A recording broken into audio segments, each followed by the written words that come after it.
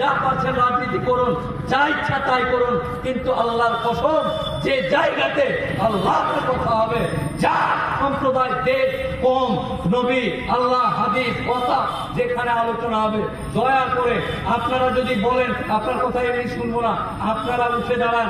আমি মোফাক্কেরুল ইসলাম আপনাদের ভাই, প্রত্যেকের পায়ে হাত দিয়ে একদম আপনাদেরকে করজোড়ে অনুরোধ করবো, পা ধরে, বাবাজি সময় আর নাই, হে আমার ইয়াং ভাই, বিশ্বাস করো, একজন আইনজীবী মানুষ, একজন কলকাতা হাইকোর্টের উকিল, গোটা ভারতবর্ষে মামলা করি, ভারতবর্ষের পরিস্থিতি দেখে আপনাকে, আমাকে আপনার পা ধরে জাগাতে আমাকে লজ্জা লাগবে না, কারণ আমি জানি আমি যদি আজকে লজ্জা করে আপনার পা ধরে যদি না জাগাই, তাহলে মৃত্যুর পর আপনার বাপের কবর আপনি আপনার কবরস্থানে দিতে পারবেন না।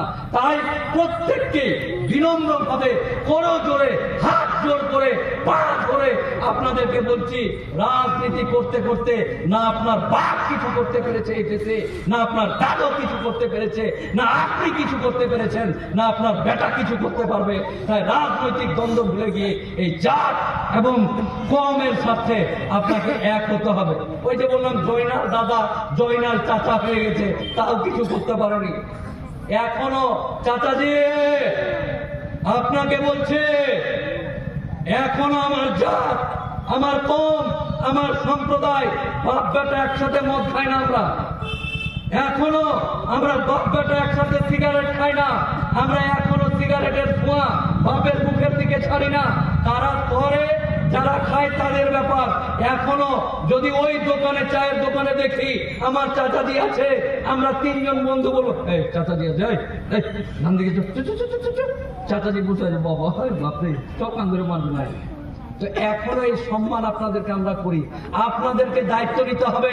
আপনার গাফিলতির জন্য আমি আজকে খেসারত দিচ্ছি, আমার ছেলে খেসারত দিবে আগামী, এই যে বিগত 3 বছর আগে আমার ছেলে, আপনার ছেলে আপনার বাপের কবর অর্থাৎ দাদুর কবরে গিয়ে লাত মেরেছে। এই দাদা 62 সালে দলিল না দিয়ে মরে গেছে, বিজেপি বলছে দলিল দেখা, নাম ভুল আছে, মোল্লা গাজী হুসেন মিয়া, চারিদিকে কেটরিকাই করে মরে গেছিস, এরকম পৃথিবীতে রেখে মরে গেছে, কবরে লাত মেরেছিল 3 বছর আগে। তাই আপনাদেরকে মৃত্যুর পর একটা সুন্দর পৃথিবী আমাদেরকে দিয়ে যেতে হবে, সুন্দর জায়গা আপনাকে দিয়ে রেখে যেতে হবে। আপনি 3 তলা বাড়ি করলেন না 3টা মোটরসাইকেল কিনলেন, এটা আমার সম্পত্তি নয়।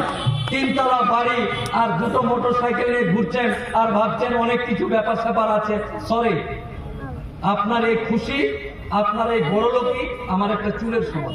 কারণ আপনি তো আইন জানেন না, দেশের পরিস্থিতি জানেন না। 3 দিনের মধ্যে আজকে যদি আপনার কবরস্থান নিতে পারে, তো 3 দিন পর আপনার 3 তলা বাড়িটা নিবে না। কে বলেছে? কেন? এনআরসির সময় আমার অবুঝ ভাইরা এসে বলেনি এনআরসি হবে, মুসলমানটি চলে যাবে, এই পাড়ার ওষুধের দোকানটা আমি নিব। এটা শ্যামল এসে বলছে মোজাম্মেলের ওষুধের দোকানটা বড় আছে, এটা আমি নিব। এই দোতলা বাড়িটা, বাপরে, বাংলাদেশ এনআরসি পালিয়ে গেল। নেতাকে বলে রাখছে, দেখেন এনআরসি হলে কিন্তু আমি এটা নেব। বাপের দোকান আর বাপের 3 তলা বাড়ি নিয়ে নিবে।